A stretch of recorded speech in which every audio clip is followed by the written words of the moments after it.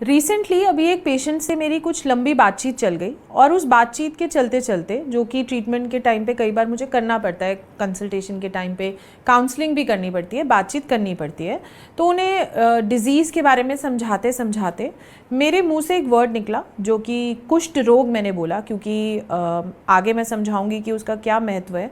और उन्होंने एकदम से मुझे बोला कि मैम ये वर्ड ना बोलें। तो मुझे लगा ऐसा क्यों? तो उन्होंने कहा कि मैम दिल को दुखता है।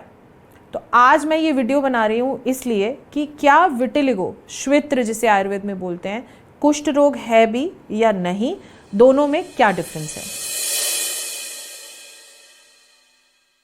तो जिस लेडी से मैं बात कर रही थी, एक्चुअली मैं उन्हें समझाने की कुछ कोशिश कर रही थी, जिसके चलते चलते मेरे मुंह से कुष्ठ वर्ड निकला। बट अगर मैं आपको बताऊं कि कुष्ठ वर्ड एक्चुअली आयुर्वेद में कहाँ पे यूज़ हुआ है तो आप हैरान हो जाएंगे। एक्चुअली में स्किन पे कोई भी प्रॉब्लम, एक छोटे से छोटा पिंपल, एक छोटे से छोटा रैश, या स्किन में कुछ भी अलग सा दिखने वाला जो भी कोई ऐसा प्रॉब्लम है, उसको कुष्ठ रोग बोला गया है।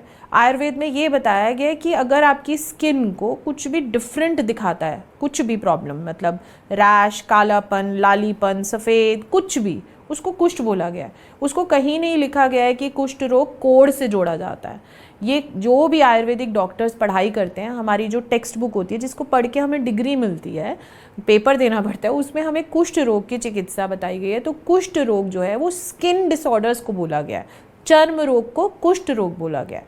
बट लोगों को इससे बहुत डर लगता है। ऐसा क्यों? ऐसा इसलिए कि शायद पुराने ज़माने में, पहले ज़माने में जब इतना ज़्यादा कॉमन नहीं था, तो ऐसा बोल दिया जाता होगा कि आपको कुष्ठ हो गया है, आपको कुष्ठ रोग हो गया है, या इतने स्किन डिसऑर्डर्स कॉमन भी नहीं थे, ना फंगल इतना होता था, ना इतना ज़्यादा अर्टिकेरिया होता था। तो वहाँ से ये भ्रम चालू हो गया कि कुष्ठ जो है वो ऐसा ही होता है। और साथ ही साथ कुष्ठ, जिसको हम लेप्रेसी बेसिकली सबसे ज़्यादा समझते हैं, जिससे डरते हैं, छूत की बीमारी जो होती है जिससे इन्फेक्शन कहते हैं कि हो जाता है, लेप्रेसी से सबसे ज़्यादा इसको कंफ्यूज किया जाता है और उसको बुरा माना जाता है। क्योंकि एक टाइम आया पहले था कि जहाँ पर लेप्रेसी वाले पेशेंट्स को भी बिल्कुल एक डिफरेंट ट्रीटमेंट दिया जाता था। तो सफ़ेद दाग के लोगों को ये सबसे बड़ा डर है। उस दिन जब मैं उन लेडी से बात कर रही थी तो मुझे लगा कि मैंने उनको भी बोला कि मैम अब तो ऐसा कोई भी नहीं सोचता है, और मैंने तो इतनी वीडियोस बनाई हैं इस बारे में कि मुझे लगता है एटलीस्ट मेरे से जो लोग आके मिल रहे हैं उनको तो ये क्लियर ही है कि ये कुष्ठ नहीं है। बट उन्होंने कहा नहीं मैम, पर फिर भी आप मुझे नहीं बोलो ना, मुझे अच्छा ही नहीं लग रहा सुनने में।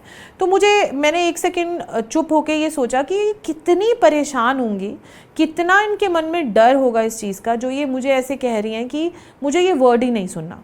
तो मैं ये चाहती हूँ कि ये जो डर है, ये जो कन्फ्यूजन है, ये आपके दिमाग से निकल जाए। सबसे पहला ये कि ये कुष्ठ नहीं है। बेसिकली जो लेप्रेसी आप समझते हैं, विटिलिगो, वो नहीं है। विटिलिगो कभी भी छूने से फैलता नहीं है। ये कम्युनिकेबल, यानी कि जो छूने से बीमारी फैलती है ना, इन्फेक्शियस जिसे बोलते हैं, ये वो नहीं होता है। दूसरा कि अगर आपको लगता है कि कुष्ठ रोग का तो कोई इलाज ही नहीं होता है, कोढ़ हो गया तो मतलब समझ लो कि कुछ इलाज ही नहीं है, तो आज की डेट में लेप्रेसी के भी बहुत से हॉस्पिटल्स हैं जहां इलाज हो रहा है। और सफ़ेद दाग की बात करूं तो सफ़ेद दाग तो आयुर्वेद से निश्चित ही ठीक हो जाता है। उसके साथ तो बिल्कुल भी ये ना सोचें कि ये इलाज पॉसिबल नहीं है। बट हाँ, अगर आपको अच्छा नहीं लगता है, आप ऑफकोर्स आप जिससे भी मिल रहे हैं वो सब आयुर्वेदिक डॉक्टर्स तो नहीं है, तो आप किसको समझाते फिरेंगे कि कुष्ठ रोग बोला गया है, स्किन डिसऑर्डर्स बोले गए हैं? कोई दिक्कत नहीं है। आप सिर्फ श्वेत्र मान लीजिए, विटिलिगो मान लीजिए, कुछ नहीं समझ आता ल्यूकोडर्मा बोल लीजिए, वो भी नहीं अच्छा लगता सफ़ेद दाग बोल लीजिए। बट अपने मन से ये डर आपको सबसे पहले निकालना है, क्योंकि जहाँ भी डर होता है वहाँ पे जो भी आप ट्रीटमेंट ले रहे हैं वो काम नहीं करता।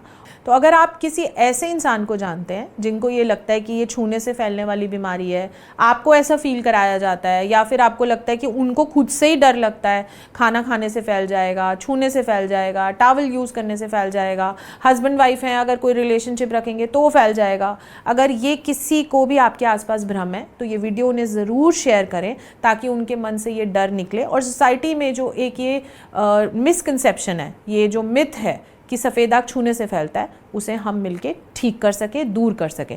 अगर आपने कोई ऐसी बात सुनी है कभी तो आप कमेंट बॉक्स में ज़रूर छोड़ें, मैं उसे आंसर करूँगी।